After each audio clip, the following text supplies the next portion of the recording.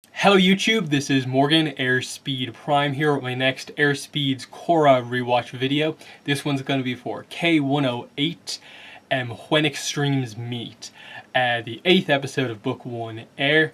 Again, I'll apologise for having a pretty big delay between the episode 7 review and this one. As I explained in some other videos, I was sick and in hospital for a little bit, so I more or less kind of missed like a week and a half of doing videos, but hopefully I'll get back to doing them in the same schedule that I have before. And we're going to start once again with 108. And I think this is an excellent episode, not just of book 1 of Korra, but of Korra overall. And I think it's also high enough quality of an episode that I think it deserves a spot somewhere in the place of like kind of one of the best episodes of like Avatar and Korra combined. I don't know if it's really all that close to the top of the list, but it's definitely, I think, in the discussion that this is one of the better episodes of Korra as a whole. And I think what's so well done about it is that it's not even like an Amon episode. Amon isn't in this episode. We kind of take a kind of side plot in the series that's been developing, obviously kind of through episode 4, episode 6 a little bit, and only yes was a tiny bit in the previous episode. And suddenly this becomes almost bigger than Amon, bigger than the Equalist. It becomes equal as a kind of plot point of like, we have Amon, but we also have Tarrlok that Korra is dealing with. This is the amount of kind of craziness she's dealing with in the city now that she's feuding with Tarrlok as well, and she still is at some point going to have to deal with Amon.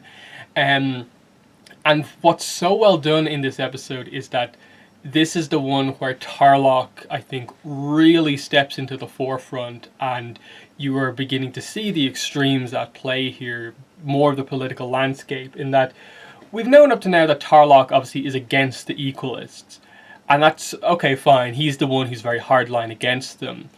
But I don't think even we as the audience expect him to go as far as he goes in this episode, to the extremes that he goes to basically stop the Equalists from gaining any sort of power. So when Korra points out later on in the episode that Tarrlok is just as bad as Amon, it is true in that he's bordering on the line of being, you know, anti-non-bender in the same way that Amon and the Equalists are anti-bender. And he's doing it to, I suppose, try and protect everyone, but he's doing it by basically painting every non-bender with the brush of an Equalist, which Tenzin points out. And the impressive thing is that obviously his political kind of, I suppose, machinations from previous episodes means that he has even less kind of to deal with. So there's even less people going against him, even though he is putting out some pretty extreme views here. And the main one is that he got Lin out of the picture by placing the blame for the pro-bending arena incident on her, and then I suppose her failure to a degree in the previous episode with Hiroshi and how that all went and that investigation, which effectively forced Lin to resign. He's taken out his biggest opponent and has installed basically his own puppet, or at least a chief of police who agrees with him completely. And effectively it means that Tarrlok not only has his task force, but he also has control of the Metalbender police force as well. And so the only one really opposing Tarrlok in this episode is Tenzin and you know, Team Avatar, Korra primarily. So he's making all of this happen, and while yes, I suppose some of it is illegal, but they're never really pointing it out all that much. I suppose it's just the expected, I suppose, illegality of some kind of political kind of things of like, he's doing things roughly the right way. He's not exactly kind of undergrounding this, as we kind of get later on with the whole connection of all these other characters to things. And just to see the position that he's in of, as the feud between Korra and Tarrlok develops over the course of this episode, the big difference is that he has so much more power within the city than her, and because of that, Korra has to back down, and it forces the situation that happens at the end of the episode.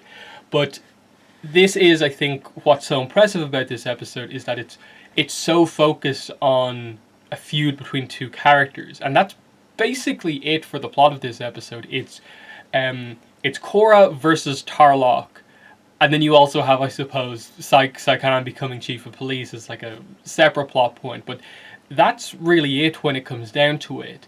It's, you know, we get the formation of Team Avatar, of course, as a way for Korra to have something, and something that could be amazing within the city, but is shut down before it can really reach its kind of potential.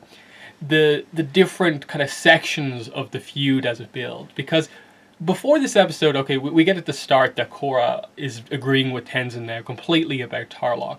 She doesn't want to rejoin his task force as he just expects her to do now that the pro-bending stuff is out of the way. She sees completely that Tenzin was right, that Tarrlok is just this kind of selfish politician doing everything he can to gain more power and just make it so that everything works out in his favor.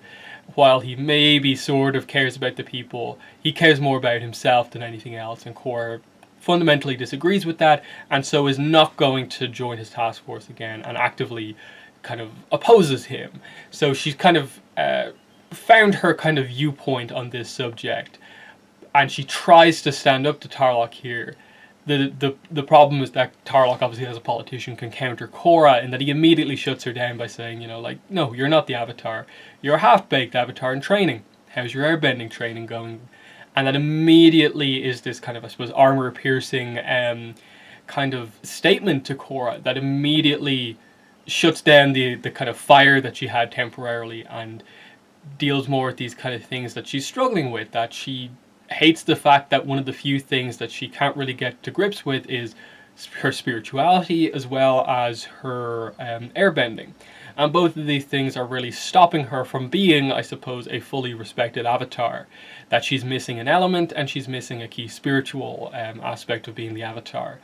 And you can see that it immediately puts her down, and she has to talk to Tenzin about how she's never connected with her past lives. And I think that scene is good because it shows you that, okay, she isn't spiritual, but it's to the point where she's actually just never communicated with any Avatar before. But she does reveal to Tenzin that she's been having these hallucinations, and that Tenzin assumes, and it's correct, that this must be Aang trying to communicate something to her about what's going on, which is exactly what happens, and he urges her to meditate on this to basically try and figure out some sort of clarity on these kind of mixed hallucinations, and, you know, figure out what Aang is trying to say, because this connection is kind of trying to happen now. It's the best Tenzin can do, and you can, I suppose you can sort of use it as a very early setup for like a plot point next season of like, that's the best advice Tenzin can give from a spiritual kind of point of view, of just kind of meditate and the little bits and pieces that he knows, because he himself is not overly spiritual. He, I suppose, technically knows spiritual stuff, but he doesn't have that raw spirituality that like Jinora later is revealed to have. So I think that's an interesting kind of early setup of Tenzin not being able to really kind of help her all that much with this, but just giving her something to kind of focus on, knowing that she's very down about this. Because obviously in the next scene we see that Korra's crying and she's struggling to deal with this, and this is used as our kind of Team Avatar moment of like, Korra, you don't have to do all of this on your own. Aang didn't know all the elements at the time. You're not a bad Avatar. He had his friends to help him. You have us. Here's Team Avatar, let's go out on patrol and actually make something happen. And it's really, really cool how it plays out. We get the fun little joke of, yeah, they won't all be able to use Naga as you kind of expect. You know, the team used Appa in the past, but Naga is a smaller animal than Appa. So instead they have to use the car, the Avatar, as I suppose the fandom likes to call it. Asami driving, she has the shock glove, she's now properly part of the team, and we see Team Avatar go out and patrol. And obviously Tarrlok won, I suppose, the first round versus Korra in this episode, and we see Team Avatar win the second round in that they hear over the police radio, which is an interesting little insight into Hiroshi, that Asami just reveals that, oh yeah, he had police scanners installed in like all of his cars. Now I understand why. of just her kind of gaining so many of these understandings about these maybe little weird things that she knew about her father. Now it makes sense. He's always trying to avoid the police because he has been doing stuff that they wouldn't like. But yeah, they go after this kind of truck that is kind of dealing with chi blocker stuff, and it's this big pursuit action scene. It's pretty good, as we see a lot of fighting kind of in the car. Asami gets to kind of take out some people. Korra shows her strength. It all, I suppose, leads to Mako gets to show off how impressive his lightning bending is in terms of being able to knock people out. But the result is that they capture all of the chi blockers before anyone from Tarrlok's task force or the police can even arrive. And they're in front of the media showing off that Korra and the team, they captured this group, not Tarrlok's task force, because I suppose the media must have also reported that, oh, and then Tarrlok showed up later and wasn't particularly impressed about this. So the overall kind of result here is that Tarrlok is made to look very bad. He's just made this kind of massive kind of, I suppose, deal in a way with the police of like the task force is incorporated with the Metalbender police force. He's really expanding his reach. And then the first time there's an incident in the city after that, he's late to the party, and it's the Avatar who's actually the one to solve the problem, not, Tarrlok and his plans that are coming into fruition. So it makes him look very, very bad. So Korra already dislikes Tarrlok because he really went personal the last time they met, and then Tarrlok takes this as a kind of personal slight against him. And so it goes from being this case of just Korra realizing that Tarrlok's not a particularly good guy to it becoming this very personal back and forth of the two of them trying to outdo each other, to the point where obviously by the end of the episode it gets full on violent. These two do not like each other at all. There's only kind of room for one of them in the city, and it gets to that point because the next obviously incident is the big one, and that is that it's probably the worst thing that Tarrlok does, and it's the thing that really pushes it over the edge for like Korra in terms of like, okay, he's gone. He's just reverse Amon basically, because they hear over the radio that it's a report of this like giant gathering of equalists causing like disruption. When they get there, it's just non-bender people complaining that Tarrlok has basically turned their power off and is enforcing a curfew against them when they just want to go about their lives at nighttime normally. And they're completely being accused of being equalists despite nothing hinting at that. These are all just completely peaceful, innocent people doing nothing wrong except wanting their power put back on because they haven't done anything wrong. And here's the police force, here's Tarrlok out there making sure that, this is what's happening, and is just on the verge of basically having everyone arrested for this, for potentially, like for the crime of potentially being an equalist. And it brings up the idea of like the girl and her mother basically saying, there's the Avatar, you're our Avatar too, are you going to do anything about this? And they kind of force Korra to actually act about this. And it's the use of the media here, and the fact that because Korra and Tarrlok are in such like high positions within the city, they both can't actually do anything against each other directly. Tarrlok can't have Korra arrested because it would look terrible for him, but he could have her arrested if she attacks him, because it would be him defending himself, and it would make Korra look like this overly aggressive character. So it's this weird thing of like they can only go so far in public, in terms of like Korra can bring the people down. When Tarrlok actually goes as far as to actually order everyone arrested, it looks terrible, of course, but because he has control of the police and the task force, there's nothing really anyone except Korra can do about it, because it is awful what he does. He like has the whole groups of people levitated off the ground with earth bending, and then basically tied up with metal bending as a way to just easily arrest everyone, again, for doing nothing wrong. And Korra counters this by basically bringing the people back onto the ground, allowing a few of them to escape. And Tarrlok, of course, is furious, but he can't just order Korra to be arrested. But he has to gain control of this situation. So he has the team arrested. He has Mako, Asami, and Bolin arrested, and Korra can't do anything to counter that because they're like just random kind of public figures who are sort of getting involved in this. And while of course Tarrlok's not really justified in what he's doing, he does have the power to do this. So there's nothing Korra can really do as such, because she goes to attack him, but Tarrlok knows exactly what he's doing here.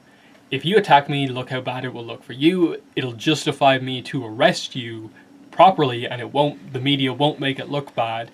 And Korra is forced into a situation where she has to back down and has to go back to Tenzin to make anything happen.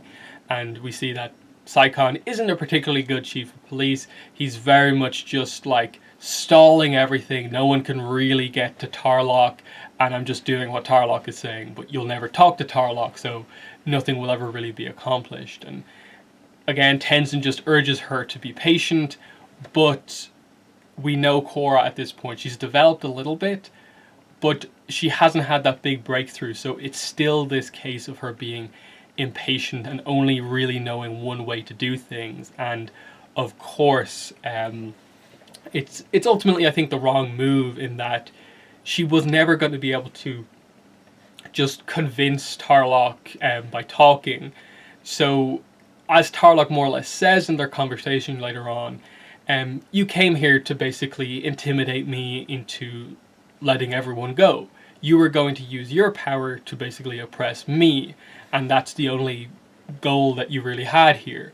And it is true, she maybe had some hope she could convince him, but when it came down to it, the fight breaks out. Admittedly, Tarrlok attacks first, but that's the way it was heading, that these two were on this collision course, extremes meeting. And I think that the dialogue that they have together before the fight starts is very well done, because Korra obviously thinks she's justified in doing this because of the crazy bad things that he's been doing, but then the truth, when he immediately turns it around on her, is that yes, Korra has been doing this, but there is a difference in levels of like Korra going up to like the equalist protester guy and kind of saying, where's my friend, is a little different than Tarrlok having every non-bender arrested.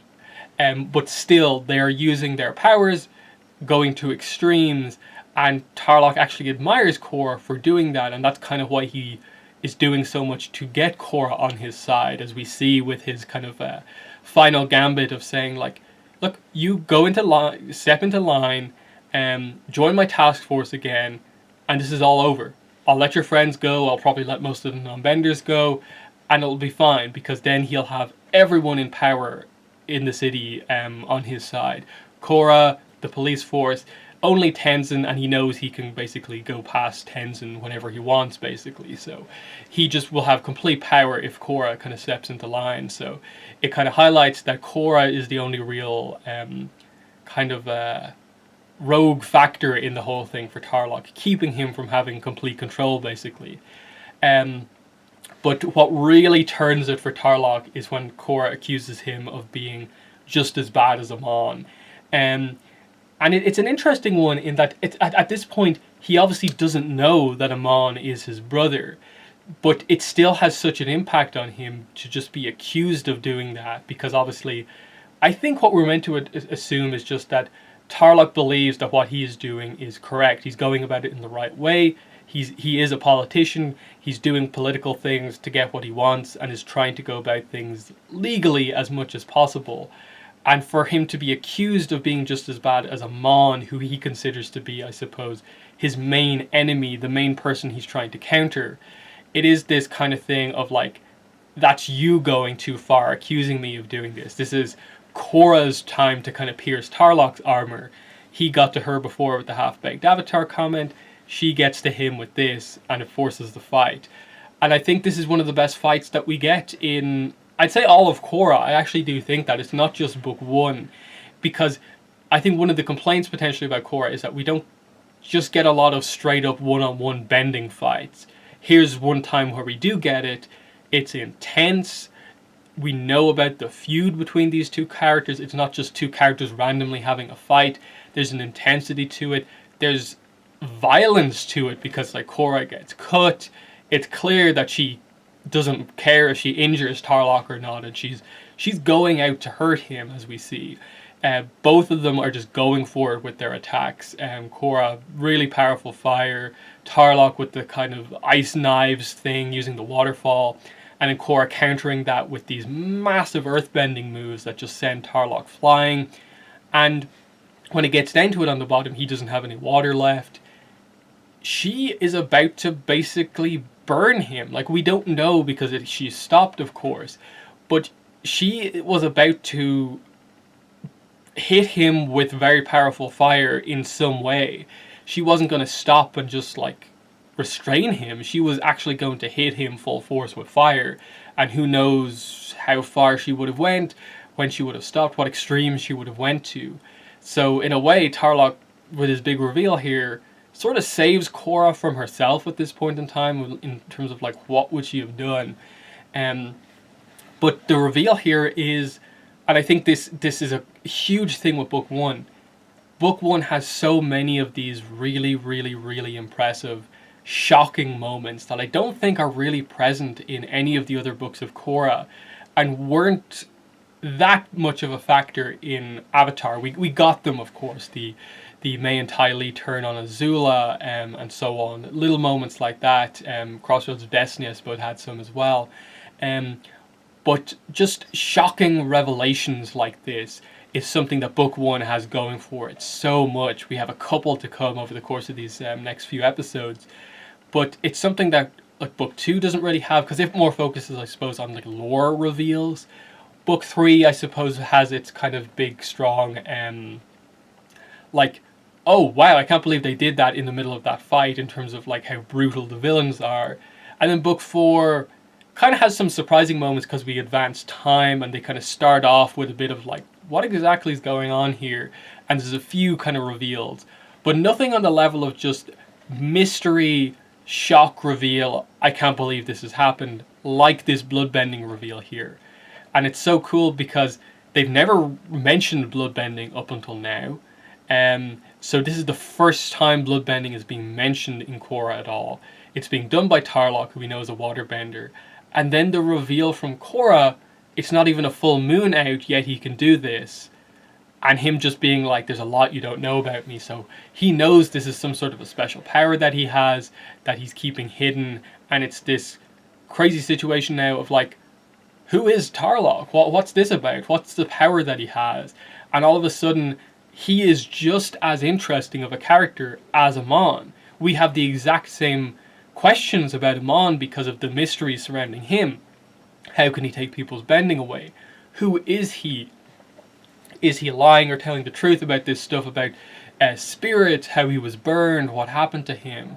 And now all of a sudden you get this like new bloodbending power reveal without the full moon, and then you combine that with the vision that Korra has, which makes it much clearer that in the past this incident is clearly someone using bloodbending as well. I don't think you immediately have to make that connection, but I think a lot of people did at the time. And you kind of figure out that roughly that, okay, Tarrlok mentioned this incident 40 years ago, like the Yakone incident. He must be related to Yakone somehow, because they both seem to have this bloodbending ability. So you make that connection, but you in no way at this point think that Amon is like included within the like Tarrlok Yakone situation, which makes that reveal all the more impressive. And like we've got one coming the next episode. Episode 11 obviously has some big reveals. Episode 10 I suppose has some big shocking moments as well. But this one is just like the first, like, I suppose Amon being able to take bending away is kind of like a shocking moment, but this is just like out of the blue. You don't know how Tarrlok's going to get out of being burned by Korra. Sudden bloodbending reveal without the full moon is just such a cool reveal, and how they have an answer for this. They explain as the episodes progress why this is the case, how it's the case, and how it connects into everything else. And I think this is what's so good about book one. They have a really well constructed kind of background to link all these characters together. Whereas without that connection, you kind of have these two random factions of like, You have Amon and the Equalists out doing their thing, Tarrlok doing his crazy political stuff, and then like Korra, but you're not really sure how all this stuff is going to happen because Tarrlok has Korra captured and sent away by the end of this episode. He's just having her driven out of the city up into the mountains, and to everyone else it's going to look like she just went missing. And of course he comes up with a clever solution to, I suppose, mask why the fight happened and just be like, the Equalists attacked us, they got Korra, I managed to get away somehow. And he plays it really well right up until the end, and the reveal has to come out to everyone and his plan is kind of ruined. In that this is the one thing that's going to get in the way of that, is that Korra's interference has led to him having to make such a big move by basically having Korra taken out of the picture as much as possible, basically by hiding her, basically. It is a risk he's taking here, and I like the setup of like the council page was with Tarrlok, he tells him to go home, and he ends up being the big kind of reveal, everything unraveling for Tarrlok as the episodes progress. But very, very impressive episode overall. There's a lot to analyze here, and especially with it, as I said before, being so focused. There's like not a lot else going on here. As I said, the formation of Team Avatar, a little bit of just, I suppose, individual Korra character development, but the core of this episode, like 90% of this episode, is Korra versus Tarrlok, and they do so much in this episode in terms of developing that rivalry and how they make the fight happen, the big reveal at the end. It's like, that, I did not expect that. And Korra in book 1 has a lot of those moments. We don't get a lot of those, like, I did not expect that moments as the seasons progress. So I love this episode. I think it's definitely up for a shout for being potentially the best episode of book 1. I think there's this, 10 and 11. So 8, 10 and 11 I think are probably the best in the season. And I think when you really break it down, it probably comes down to either episode 10 or episode 8 as being the best. And at that point, it's kind of up to you. Do you like the focus of this episode, or how much crazy stuff happens in episode 10? I'll talk about why potentially episode 12 I don't really consider in that kind of fight, but we'll get there.